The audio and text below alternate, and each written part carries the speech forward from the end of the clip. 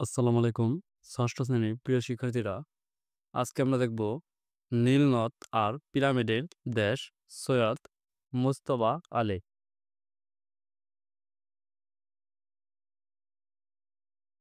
আমরা তোমাদের এই বইয়ের বহু নির্বাচনী এবং সৃজনশীলগুলো সমাধান করব। তার আগে আমরা এটি পড়ে নেই।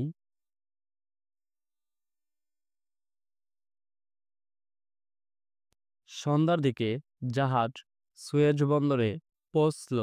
সূর্যাস্তের সঙ্গে সঙ্গে ঘন নীলাকাশ কেমন যেন সূর্যের লাল আর নীল মিলে বেগুনি রং ধারণ করেছে। ভূমধ্যসাগর থেকে ১০০ মাইল পেরিয়ে আসছে মন্দমধুর ঠান্ডা হাওয়া। সূর্য অস্ত গেলে মিশর মরুভূমির পিছনে সোনালি বালিতে সূর্যরশ্মি প্রতিফলিত হয়ে সেটা আকাশের বুকে হানা দেয় এবং ক্ষণে ক্ষণে সেখানকার রং বদলাতে থাকে। আর একটা রং ঠিক চেনা কোনো জিনিসের রং, সেটা বুঝতে না বুঝতে সে রং বদলে গিয়ে অন্য জিনিসের রং ধরে ফেলে। আমরা বন্দর ছেড়ে মরুভূমিতে ঢুকে গিয়েছি। পিছনে তাকিয়ে দেখি শহরের বিজলি বাতি ক্রমেই নিষ্প্রভ হয়ে আসছে। মরুভূমির উপর চন্দ্রালোক, সে এক অদ্ভুত দৃশ্য। সে দৃশ্য বাংলাদেশে সবুজ শ্যামলিমার মাঝখানে দেখা যায় না। সমস্ত ব্যাপারটা কেমন যেন ভুতুড়ে বলে মনে হয়। চলে যাচ্ছে দূর দিগন্তে, অথচ হঠাৎ যেন ঝাপসা আবছায়া পর্দায় ধাক্কা খেয়ে থেমে যায়। এই গদ্যটি তোমরা নিজেরা পড়ে নেবে।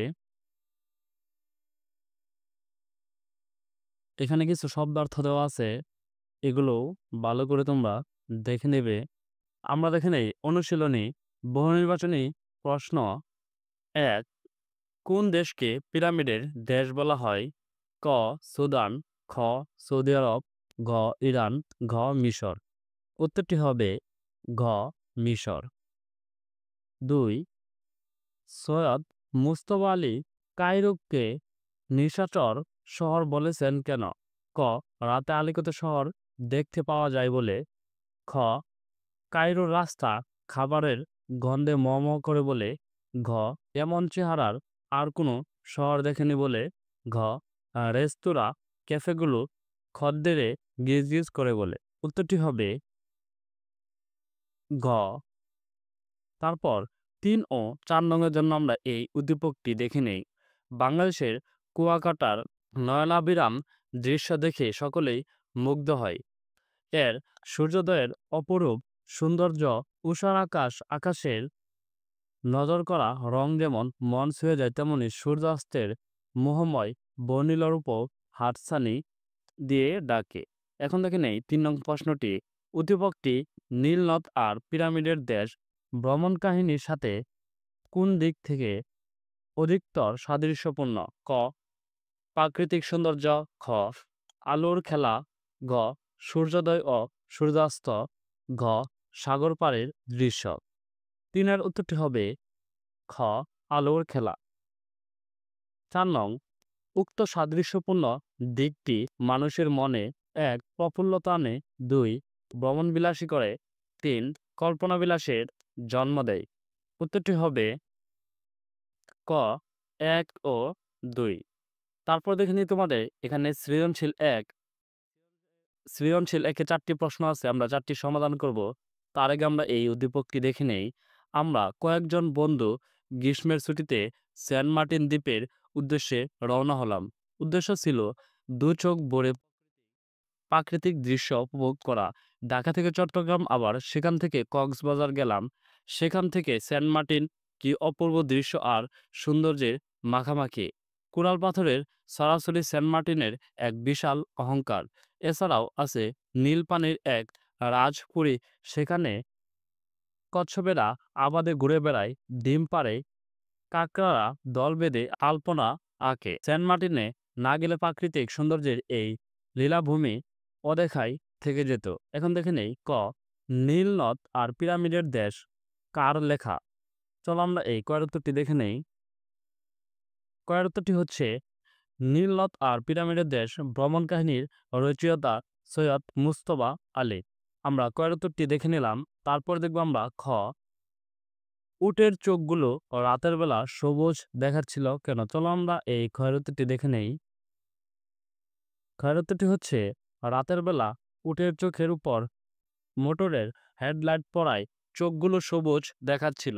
লেখক মিশর ভ্রমণকালে রাতের বেলায় মোটরে করে মরুভূমির রাস্তা ধরে চলছিলেন। হঠাৎ সামনে দেখলেন জ্বলজ্বলে দুটি সবুজ আলো। প্রথমে সেটাকে ভূতের চোখ ভাবলেও কাছে গিয়ে দেখতে পান তা ছিল উটের চোখ। কারণ উটের চোখের উপর মোটরের হেডলাইট পড়ায় চোখগুলো সবুজ দেখাচ্ছিল। আমরা ক্ষয়ের উত্তরটি দেখে নিলাম। তারপর দেখব আমরা ঘ, ভ্রমণকারীদের যাত্রাপথের সাথে লেখকের মিশর ভ্রমণের কি মিল খুঁজে পাওয়া যায় বর্ণনা করো। চলো আমরা এই ঘয়ের উত্তরটি দেখে নেই। ঘয়ের উত্তরটি হচ্ছে ভ্রমণকারীদের যাত্রাপথের সাথে নীলনদ আর পিরামিডের দেশ রচনার লেখকের মিশর ভ্রমণের প্রাকৃতিক দৃশ্যের বর্ণনার মিল খুঁজে পাওয়া যায়। প্রাকৃতিক সৌন্দর্য সবাইকে মুগ্ধ করে, মানুষের মনের সমস্ত চাওয়া পাওয়ার খোরাক যোগায় প্রকৃতি। তাই তো প্রকৃতির রূপ দেখার জন্যই মানুষ পৃথিবীর বিভিন্ন স্থানে ঘুরে বেড়ায়। কতিপক্ষে বাংলাদেশের প্রকৃতি নীলামর্গ সেন্ট মার্টিনের প্রাকৃতিক দৃশ্যের কথা বর্ণিত হয়েছে। ভ্রমণকারীরা যাত্রাপথের দুই পাশে অপরূপ সৌন্দর্যের মাখামাখি দেখতে পায়। এই যাত্রাপথের প্রাকৃতিক দৃশ্যের সাথে নীলনদ আর পিরামিডের দেশ রচনার মিল খুঁজে পাওয়া যায়। কায়রো ভ্রমণকালে লেখক যাত্রাপথের মরুভূমির দৃশ্য, শহরের পথের দৃশ্য বর্ণনা করেছেন। মরুভূমির প্রাকৃতিক সৌন্দর্য তুলে ধরেছেন। এর সাথে উদ্দীপকের ভ্রমণকারীদের যাত্রাপথের মিল রয়েছে। আমরা গয়ের উত্তরটি দেখে নিলাম। তারপর দেখব আমরা ঘ, সেন্ট মার্টিন না গেলে প্রাকৃতিক সৌন্দর্যের এই লীলাভূমি অদেখায় থেকে যেত। এই বক্তব্যটি নীলনদ আর পিরামিডের দেশ রচনার আলোকে বিশ্লেষণ করো। চলো আমরা এই ঘয়ের উত্তরটি দেখে নেই। ঘ, সেন্ট মার্টিন না গেলে প্রাকৃতিক সৌন্দর্যের লীলাভূমি অদেখায় থেকে যেত। এই বক্তব্যের সাথে আমি সম্পূর্ণ একমত। আমাদের এই পৃথিবী প্রাকৃতিক সৌন্দর্যে ভরপুর। বিভিন্ন দেশের প্রাকৃতিতে রয়েছে ভিন্ন ভিন্ন সৌন্দর্যের ছোঁয়া।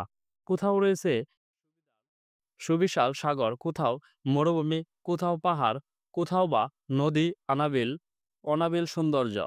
উদ্দীপকে বর্ণিত হয়েছে বাংলাদেশের সমুদ্রকন্যা সেন্ট মার্টিন দ্বীপের নয়নাভিরাম সৌন্দর্যের বর্ণনা। স্বচ্ছ নীল সাগর জলে কোরাল পাথরে ছড়াছড়ি সেন্ট মার্টিন না গেলে প্রাকৃতিক সৌন্দর্যের এই লীলাভূমি অদেখায় থেকে যেত। ভ্রমণকারীদের এই মন্তব্যের সাথে নীল নদের সৌন্দর্যের সাদৃশ্য রয়েছে। নীলনদ আর পিরামিডের দেশ রচনার লেখক মিশরের নীল নদের সৌন্দর্য বর্ণনা করেছেন। নীল নদের উপর দিয়ে মাঝারি ধরনের মহাজনী নৌকার পাল তুলে পেটুক সেলের মতো পেট ফুলিয়ে চলা নীলের স্বচ্ছ জলের মিশরে চাষাবাদ প্রকৃতি মনোমুগ্ধকর দৃশ্য বর্ণনা করেছেন।